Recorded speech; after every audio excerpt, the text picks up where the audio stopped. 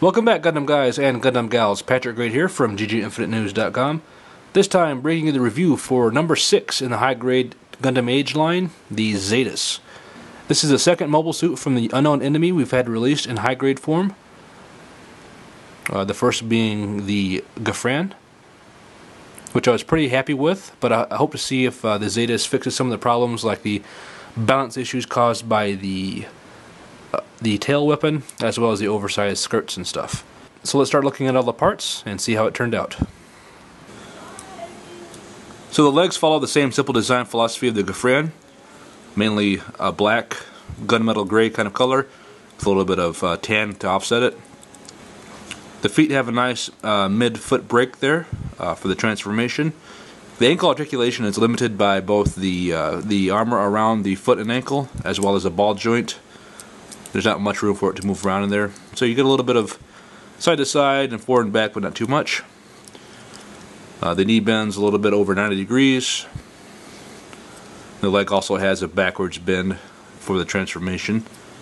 Not quite as severe as in the Gafran. When you do that, this little flap pops up here to allow for a little more area and a unique design.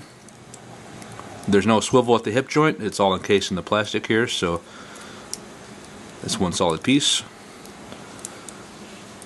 So the legs look pretty nice. The hip unit's pretty simple. I splashed a color in the tan here on the bottom and the top. It's a much more exaggerated design than on the Gafran. One thing that's weird is that the ball joints for the hip connection are angled up somewhat, so that kind of limits the range of movement for the legs and stuff. I'll show that to you later, but it's not a huge deal. So other than the little flap here, there's no moving parts or anything on the hips. The hip connections are solid in the plastic as well, so pretty simple. The wings for the Zedas work a little better. They're smaller, and there's not the third point of articulation here at the last wing, so there's nothing else to fall off. So there's one real strong connection right here, and then this goes into the backpack. So because of their reduced size, they don't get in the way as much, and so it doesn't hurt the articulation as much, and doesn't block as much of the lower body of the Zedas. So you see a little bit more of the kit at all times. It's pretty nice. It would have been nice to have some color separation or something in there, I guess. There's not much room for channel lining, just a little bit here in the last wing. So here's a look at the chest unit, which has a pretty neat design, I believe. It looks sort of like a cockpit of a jet fighter for the upper chest here. And it sort of follows the mech design from the Eureka 7 anime, which was an awesome show. So I like the way it looks overall. We have a couple commander antennae coming off here of the upper shoulders. Some nice red stickers here on either side for the eyes. And of course the green sticker here at the bottom for the chest cannon. And because of the transformation, the lower torso moves around quite a bit.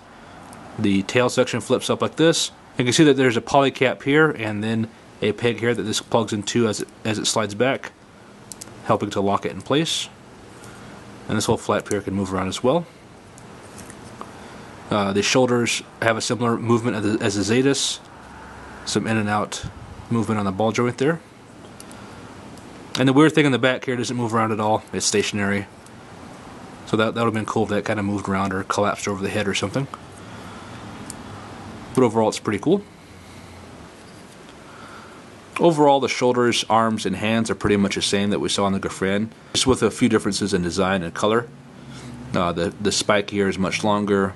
There's color separation with the tan here, besides being all black. The elbow sticks out a little bit more in this one. It looks kind of silly sometimes. You get a little bit over 90 degrees for the bend.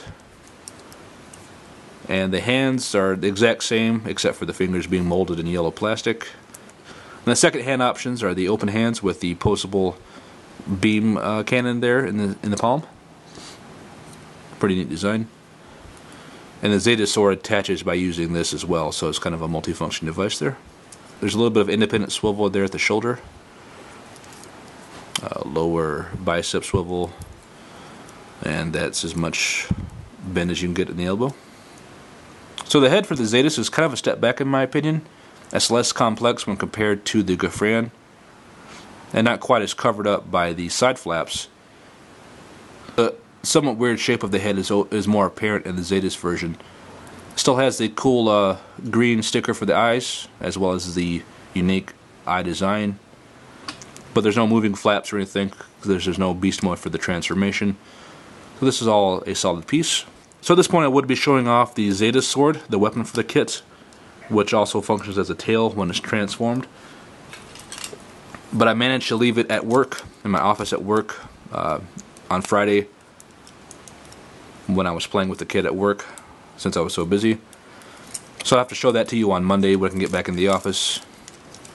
So now I'll go and put the kit together as it is, and show you the articulation all together, as well as the quote-unquote transformation.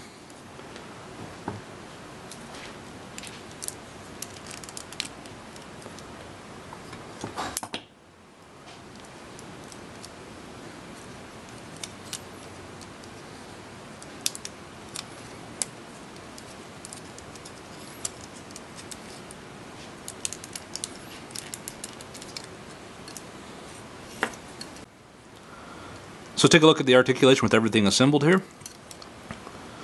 The legs can come up about that far, go backwards until they intersect with the wings.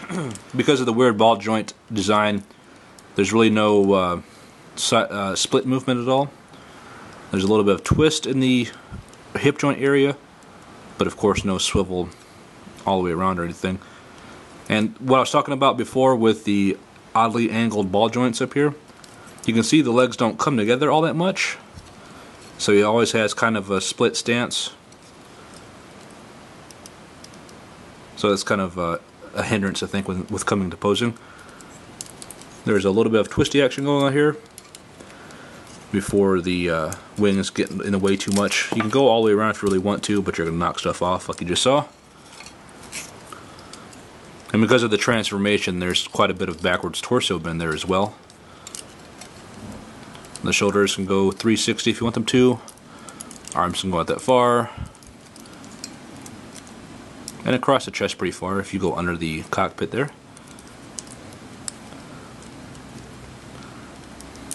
The wings are pretty nice. They're on the connection to the backpack swivels about that much. And then they can open up pretty far, I guess, not all the way around or anything. But I like these smaller versions a lot better than the one on the Gafran, just because they don't get in the way as much, and they're a little more easy to deal with. The head intersects with the chest fins after about halfway around, so you can get about 180 around if you want to, and a little bit of downward and upward movement. Nothing too major. And again, the backpack here, or the back, is all stationary. No moving parts there or anything. So here's where the Zeta sword attaches to the transformation mode on the little stub here in the back. So let's go over the transformation real quick, because it is real quick. Alright, so if you extend the wings behind them some to get them out of the way, then you need to bend the arms.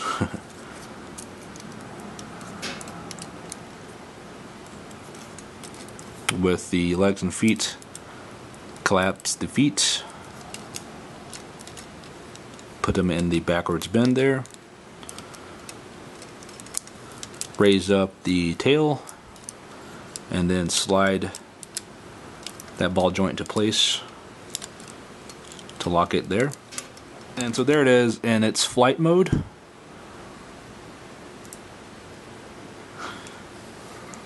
I mean, I guess it's kind of different. It's not like a Wave Rider mode or anything, so there's no huge difference in between the mobile suit and the mobile armor version. But the best thing about the transformation is that it doesn't affect the overall design of the mobile suit itself, so there's no loss of quality or whatever because of the transformation. So in my opinion, as long as the transformation doesn't interrupt the quality of the mobile suit, it's not so bad. It's just very forgettable. And because of the weird spot of the base attachment there, is kind of Kind of hard to get it to work with an action base too.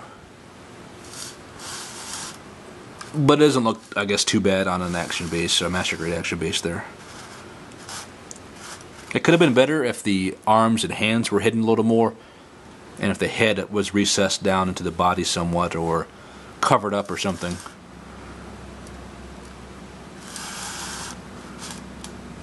But again, I'm glad the transformation doesn't affect the mobile suit design or the quality of the mobile suit itself.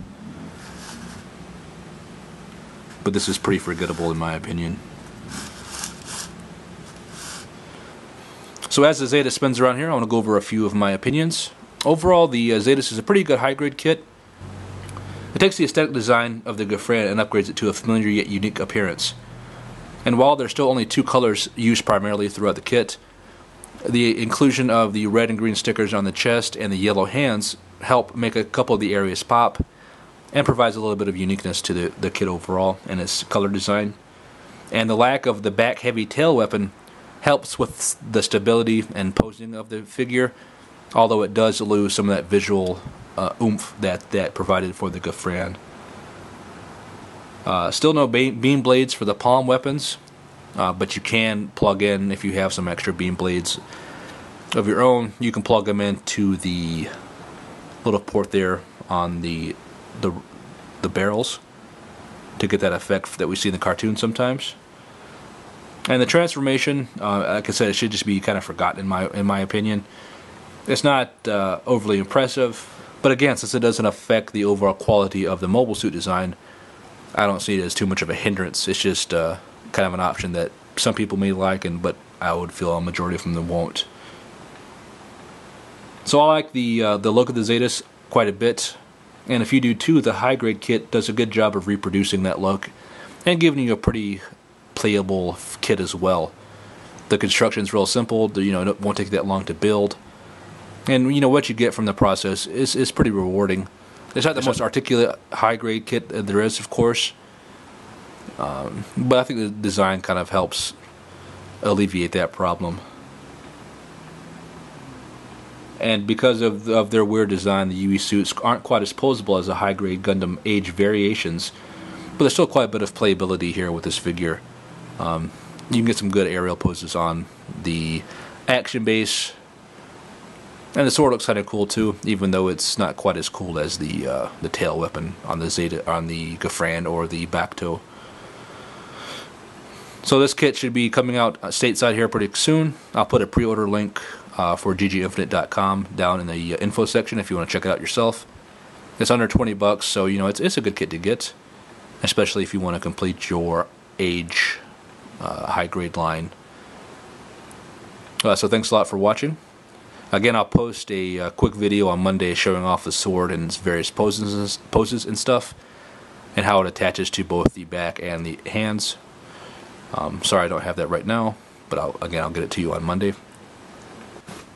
So, of course, thank you for watching. Let me know what you think about the review with a comment down below, and please subscribe to my channel if you haven't done so already. And I'll see you later today with a review for the High Grade Zezulu.